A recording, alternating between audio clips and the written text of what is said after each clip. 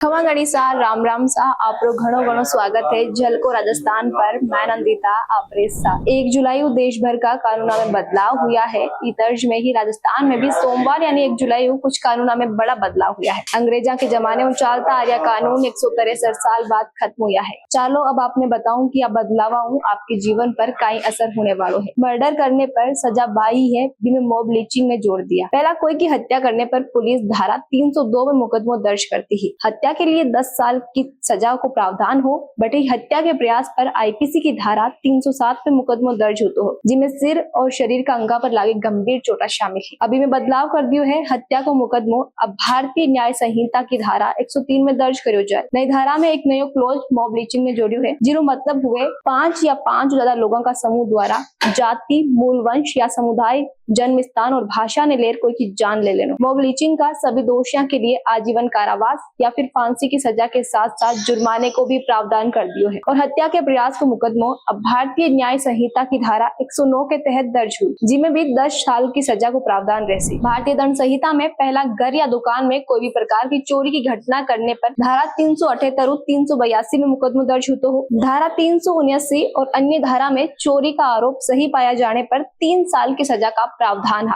अब 303 और 307 में चोरी या का अपराध का मुकदमा दर्ज हुई। दोषी ने 3 साल की सजा मिली। एक बार सजा प्राप्त अपराधी दोबारा चोरी को अपराध करे तो बिना कठोर कारावास के तहत 5 साल की सजा हुई। इनमें खास बदलाव और भी करियो है कि यदि चोरी का रुपया 5000 या ब्यूं कम है और दोषी होने पर अपराधी चोरी कराया गया रुपया लौटा देवे तो बिना कम्युनिटी की सजा दी जाए। जी गली मोहल्ले में साफ सफाई, पेड़ पौधा में पानी देना, पार्का में साफ सफाई करने की सजा दी जाए। आपको इन्हें 420 ही कहता कई बार सुना होला। अठे तक की गाड़ी या फ्लैट नंबर 420 होने पर लोगों ने शर्मिंदगी उठानी पड़ती है, क्योंकि धोखाधड़ी या ठगी कर बेईमानी से कोई की प्रॉपर्टी हड़पने या फिर रुपया हड़पने जिया का मामला में आईपीसी की धारा 420 के तहत मुकदमा होता है, जिसमें सजा को प्रावधान भी 7 साल को हो और जुर्मानो भी लगाए जाते। बदलाव के बाद अब भारतीय न्याय संहिता के तहत 318 ए बी सी डी में धोखाधड़ी या ठगी करने पर मुकदमा दर्ज हुई। दोषी पाए जाने पर 3 साल ले 7 साल की सजा को प्रावधान रहती। कोई की जगह पर पहचान बदलकर अगर धोखाधड़ी करी जावे तो 319 के तहत मुकदमा दर्ज हुई। इनमें सजा ने 3 साल बढ़ाकर 5 साल कर दी है। दुष्कर्म को मुकदमो अब धारा 376 में दर्ज नहीं हुई, धारा 64 में दर्ज हुई। पहला भारतीय दंड संहिता का 375 और 376 ए और ई के तहत महिलाओं रेप और यौन हिंसा का मामला दर्ज होता है और छेड़छाड़ का मामला भी 354 A B A C D के तहत दर्ज होता, जहाँ 7 साल लेर आजीवन कारावास तक की सजा दी जाती और जुर्मानो भी लगाए जाते। अब 18 साल और ज्यादा उम्र की युवतियां और महिला से यौन अपराध का मामला ने धारा 63 लेर 73 तक रखा है। रेप करने पर 64 के तहत मुकदमा दर्ज हुई और महिला के विरुद्ध बल प्रयोग, हमलों, छेड़छाड़ जिया का मामला ने धारा 74 लेर 79 तक रखा है। रेप जिया का मामला में अब कठोर कारावास 10 साल कम नहीं हुए, जो कि आजीवन कारावास तक भी हो सके। इनमें सजा ने बढ़ा दी है। नाबालिग बच्चियों के साथ होने वाला यौन अपराध में कोई बदलाव नहीं हुआ है, पहला की तरह ही पॉक्सो एक्ट में दर्ज हुई। पहला आईपीसी की धारा 304 ए के तहत लापरवाही हुई मौत के लिए 2 साल की जेल और जुर्माना को प्रावधान हो, जिसमें डॉक्टर की सजा के लिए अलग कोई बात नहीं कही गई है। अब भारतीय न्याय संहिता का सेक्शन 106 एक के मुताबिक अगर लापरवाही की वजह कोई शख्स की मौत हो जाए तो दोषी ने 5 साल तक की सजा हो। रजिस्टर्ड प्रैक्टिशनर यानी डॉक्टरों के लिए सेम अपराध में सिर्फ 2 साल की सजा को प्रावधान है। पहला कुनसो कृत्य अपराध है और बी में कई सजा हुई और इंडियन पेनल कोड 1960 यानी आईपीसी में तय हो। तो अब आईपीसी की जगह भारतीय न्याय संहिता 2023 यानी बीएनएस लागी। बीएनएस में आईपीसी के मुकाबले 21 नया अपराध जोड़ा है। 41 अपराधा में जेल को समय बढ़ायो है। 82 अपराधा में जुर्माने की रकम बढ़ाई है। 25 अपराधा में न्यूनतम सजा को प्रावधान करियो है और 19 धारा हटाई गई है। पहला पति पत्नी के बीच वैवाहिक संबंध खराब होने, दहेज की मांग करने और दहेज प्रताड़ना में 498 ए और 406 में मुकदमा दर्ज होता हो। बटे दहेज हत्या होने का मामला में 304 बी के तहत मुकदमा दर्ज होता, सजा 7 साल की दी जाती है। दहेज प्रताड़ना पर 3 साल की सजा होती। अब दहेज प्रताड़ना करने पर और विवाहिता ने सामान नहीं लौटाने की परिस्थिति में धारा 85 के तहत 3 साल की सजा रखी है, जबकि दहेज हत्या जिया का मामला में धारा धारा 82 में न्यूनतम सजा 7 साल हुई, जिन्हें आजीवन कारावास तक बढ़ाया जा सके।